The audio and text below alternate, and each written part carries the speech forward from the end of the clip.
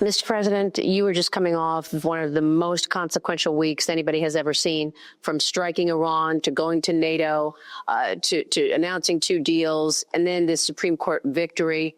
Have you been able to digest what has occurred in the last 7 days? Not really. It was a pretty wild period of time. And I really think in 6 months, we've taken the country and turned it around. I was told by the King of Saudi Arabia, by the leader of Qatar and the leader of UAE, when we went over there, we brought back $5.1 trillion investment into the United States. They said, you know, you're presiding now over the hottest country in the world. And a year ago, we thought your country was dead. It could never come back. It was so incompetently run by a very bad president. And I said, you're right, this country is hot. And that was a couple of months ago. You know, now we're talking about what we've done recently. So the country is really going. The numbers are great. I watch you in the mornings, and you're giving those numbers, and they're really good. No inflation. We have a bad Fed chairman, but other than that, we have, you know, great. It doesn't even matter. The numbers are so good. It doesn't matter that he keeps the rates artificially high. But it's been an amazing period of time. When you went to the Middle East and you strengthened those relationships with all of those countries you just mentioned, did you have an idea that you would have to do something with regard to Iran? Because you teased it a little. You said, look, they've got to come to the table and talk. Something's going to happen. Well, it was getting a little bit hot, and we knew they had a lot of sites, probably 3 plus the 1. But they had 3 main sites, and we knew they were going to have to either give them up. And I thought we could do it during negotiation, and we just about had it done. And then they said, we want enrichment. Enrichment doesn't mean like air conditioning, and it doesn't mean to jack up your car. Enrichment is a bad word. And I said, you got so much oil, what do you need that for? And they said, well, we need it. And I wouldn't let that happen. I think people wouldn't have understood it if I allowed that to happen. So we had a 60-day talk, and that delayed them a lot. And then we said, let's go at it. And it just worked out. And we wanted to work out also for Iran. They were beaten up, and so was Israel, in all fairness. They were both very tight. We call it the 12-day war. That was an intensive war. But the thing that I wanted to do, and I've said it on your show, if you look back 30 years ago or 25 years, we've been doing your show a long time, and nobody like you. But you look back at the early interviews, I would say Iran cannot have a nuclear weapon. They've wanted this for years, and they were weeks away from getting it.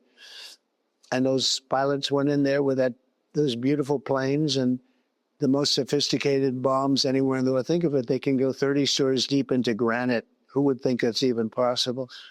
And they did obliterate it, it turned out. Then we had to suffer the fake news, where the fake news in CNN and the New York Times was saying, well, maybe it wasn't as good as Trump said. Maybe it wasn't totally obliterated, but it was destroyed, but not just horrible. And I could see it happening. And they tried to build that into a story.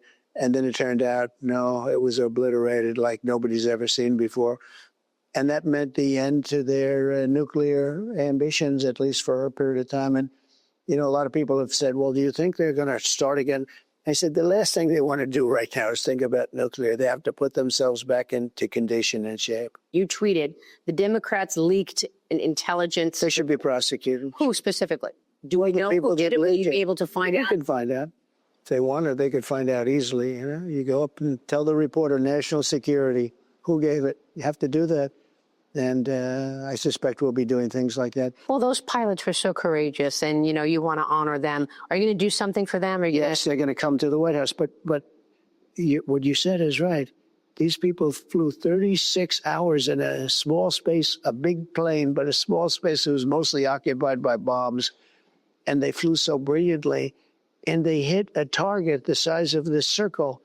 A little target, they say, half the size of a refrigerator door, from 50,000 feet up in the air, going at a rapid speed, because they're going very fast when they're over a pretty rough territory. And they hit it every single time. And then they knocked out 2 other sites aside from that. Do you think that the Iran regime hid some of the enriched uranium before the strikes? No, you mean did they take it out of the deep one? No. Because you were pretty clear you can't have a weapon. You're going to have to come to the talk. Something's going to happen. I don't think they did. No, I think, first of all, it's very hard to do. It's very dangerous to do. It's very heavy, very, very heavy. It's a very hard thing to do. Plus, we didn't give them much notice because they didn't know we were coming until just, then. And nobody thought we'd go after that site because everybody said that site is impenetrable. You can't, you're not going to be able this way. They did. It's at the bottom of a mountain. And it's granite. Granite's the hardest stone, and it's granite. So, no, they didn't. But I do believe they had people there because you had cars. They were saying cars. And those were masons. Those were people working with concrete. They were trying to seal up the entrance to where the bomb would most likely go in. And they did that. They were working on that. And the bomb went through it like it was butter, like it was absolute butter. Because I saw reports that there were 400 kilograms, 800 pounds that they moved. But I wonder if it's traceable. I mean, if they were to have moved, they didn't move anything. They didn't move anything. You know what they moved? Themselves. They were all trying to live. They didn't move anything. They didn't think it was going to be actually doable, what we did. And what we did was amazing. And we went, there were energy commissions that went there now. No, it's just thousands of tons of rock in that room right now. That room, the whole place was just destroyed. And the other 2 also. Now, Israel was able to do damage, but we did the final damage. And we have the greatest submarines in the world. We launched 30 rockets from submarines. Every single one of them hit their target. How will you know if he tries to start things up again? Because Iran just said that they are halting cooperation with the UN nuclear watchdog. The last thing they're going to be doing right now, for a period of time at least, is nuclear. They've had it. They've been trying it for 25 years. The last thing they're going to do is nuclear. We had to hit them, though. They were close to getting a nuclear bomb, absolutely. Yeah. I mean, and look, I've heard from people inside Iran that the regime in Iran has executed more Iranian civilians in the past 48 hours than the number of Iranians who died in the 12-day war. So, I mean, you've got a regime that's been building ballistic missiles, building or trying to build a nuclear weapon. Why should we think that they're actually going to give up on this? Well, they might not give up, but they're going to give up on it while they're exhausted. They are exhausted. They took hits like nobody's ever taken. And frankly, Israel is tied. They wanted to, it was the perfect time. We went in, we destroyed their nuclear capability, and we stopped. It was a beautiful thing. And they couldn't have gone on much further. And Israel was that was a very intense 12 days, very, very intense. Has any other country suggested to you recently, as a result of this, that they want to join the Abraham Accords? Yes. So we have some really great countries in there right now, and I think we're going to start loading them up because Iran was the primary problem. I actually thought Iran would. I actually thought we had a period of time where I thought Iran would join the Abraham Accords along with everybody else. And frankly, they would have been better off than where they are right now. And what about the Abraham Accords? Would Syria enter? Well, I don't know. But, I did take off the sanctions at the request of some of the other countries in the area that are friends of ours. I took off the sanctions on Syria to give them a chance at, the sanctions are biting. They're very strong. And we have sanctions on Iran, too. And, you take them off when I sort of gave the expression today, you get more sometimes with honey than you do with vinegar. But you waived the sanctions on the oil with regard to China. So you're allowing China to still buy the oil from Iran. No, I didn't say that. We have the sanctions on. And if they do a job and if they can be peaceful and if they can show us they're not going to do any more harm, I would take the sanctions off. And the sanctions would make a big difference, as you know. When I was, we had a great success in the first term. We had the greatest economy in the history of our country. By the way, it's going to be absolutely, this is better. This is going to be, I think, even much better. But we had the greatest economy in history. And we use sanctions. You use them very carefully. Sanctions cost us a lot of money. It's not just, gee, we're going to put sanctions on. When you do sanctions, it costs a lot of money. But I would, one of the things I was thinking about doing, you start waiving them for countries like, if they behave themselves like Iran, where they can sell oil and they can do the things that you want to be able to do. The sanctions are very powerful and it makes it difficult. I'm not looking to make it difficult. I want them to have a good life. But they were trying to develop a bomb. And the reason you try and develop a bomb like that is to use it. But I want to get your take on China, really, because you've announced an agreement with the Chinese Communist Party, where China will export the rare earth minerals. Yeah. What does that mean in terms of this upcoming tariff structure? You've got a pause in terms of the more steep tariffs that ends August 12th. Are you going to extend that? Are you going to keep that in place or go back to a higher tariff on China? China's going to be paying a lot of tariffs, but we have a big deficit. They understand that. I have a great relationship with President Xi. We have to do something about the deficit because we have a big trade deficit with China. Biden let it get up to $1 trillion.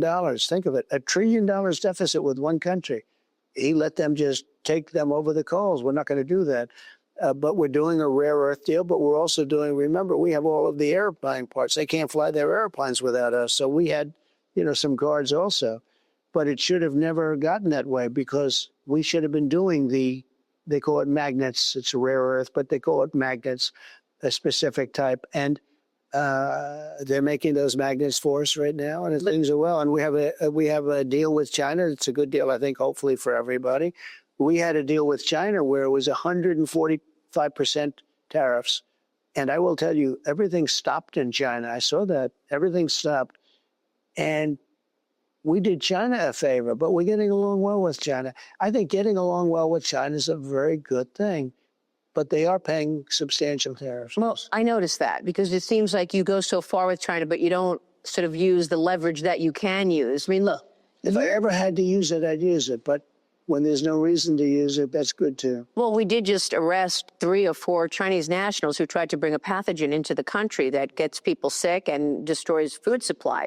We've got hacking. You don't know where that came from, though. I mean, did that come from the country, or is that 3 wackos that happened to carry something? You just don't. Well, there was one that he signed that he would be, one of them signed a paper saying that he would value Mao Zedong's value system. So there was that. And then they hack into our telecom system. They've been stealing intellectual property. They fentanyl, COVID. I mean, all of this stuff. So how do you negotiate with obviously a bad actor and trust them on economics? You don't think we do that to them? We do. So we do a lot of things. That's the way the world works? It's the way the world works. It's a nasty world. And then you just do a trade deal? We do. Well, we made a lot of money with this trade deal. I do a trade deal if it works. We made a lot of money with the trade deal. You think that China is going to stop bullying companies to give them information in terms of in exchange for getting those rare earth minerals now? Well, the companies shouldn't put themselves in that position. They really shouldn't. Now, I will say this. China right now needs those companies much more than they needed them 2 years ago. 2 years ago, China could do that. Today, they can't because they need those companies. They need Apple. They need all of, Apple's spending $600 billion, $700 billion in the United States building plants. They were never going to do that. Think of it, $700 billion. But a lot of the companies that are in China are now relocating back to the United States. So, yeah, China's going to treat them much better as they need them. They didn't need them under Biden because they were ripping us off left and right. They need them under Trump. You just had a big success at NATO, getting the members to agree to spend more on defense. Is there anything you can do to get Congress to codify this, to get their governments to codify it? You can. What you do, the best insurance is if they don't do it, you leave. You don't do business with them anymore. You don't do business. You have to have a certain trust, but you can also say trust but verify.